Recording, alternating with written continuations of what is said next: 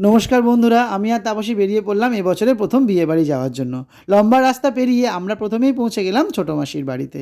ছোটো মাসির বাড়িতে আমরা পৌঁছে গিয়ে সবাই মিলে বিয়েবাড়িতে যাওয়ার জন্য রেডি হয়ে গেলাম। তারপরে খুব তাড়াতাড়ি ছোটো মাসির বাড়ি থেকে বেরিয়ে পড়লাম সবাই মিলে। বেরিয়ে গিয়ে মেসোমশাইয়ের গাড়ি করে আমরা এগিয়ে চললাম বিয়েবাড়ির উদ্দেশ্যে, সবাই মিলে অনেক গল্প মজা করতে করতে। বিয়েবাড়িতে মোটামুটি আধ এক ঘন্টার মধ্যেই পৌঁছে গেলাম। সেখানে গিয়ে সবার সাথে দেখা হলো, সবার সাথে অনেক গল্প হলো, ভালো মন্দ হলো। বিয়েবাড়িতে এসে তো এটাই মজা, সবার সাথে গল্প করা, দেখা করা। তারপরে এদিকে আমাদের সৃজিত রেডি হয়ে গেছে, বাবা মার সাথে ফটো তুলছে। তারপরে আরও কিছু নিয়মকানুন আছে, সেইগুলো মিটিয়ে নিয়েই আমরা তাড়াতাড়ি বেরিয়ে পড়লাম কনের বাড়ি যাওয়ার উদ্দেশ্যে।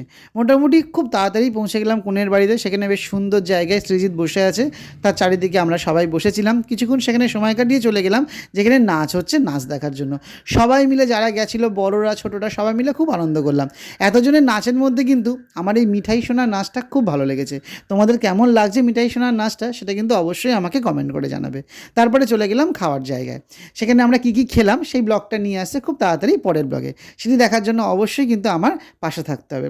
সেখানে গিয়ে সবাই মিলে অনেক গল্পগাছা করে আবার চলে গেলাম যেখানে সৃজিত বসে আছে সেখানে। তার সাথে অনেকক্ষণ আমরা গল্প করলাম, সবাই মিলে অনেক গল্প আড্ডা একসাথে অনেক মজা করলাম। তারপরে ধীরে ধীরে কিন্তু আমরা বাড়ির উদ্দেশ্যে রওনা দিলাম। তাড়াতাড়ি আসছে কিন্তু পরের ব্লগ, বউ ভাতের ব্লগ। সেটা দেখার জন্য অবশ্যই পাশে থাকতে হবে। ভিডিওটি কেমন লাগলো অবশ্যই কমেন্ট করে জানাবে। Thank you for watching.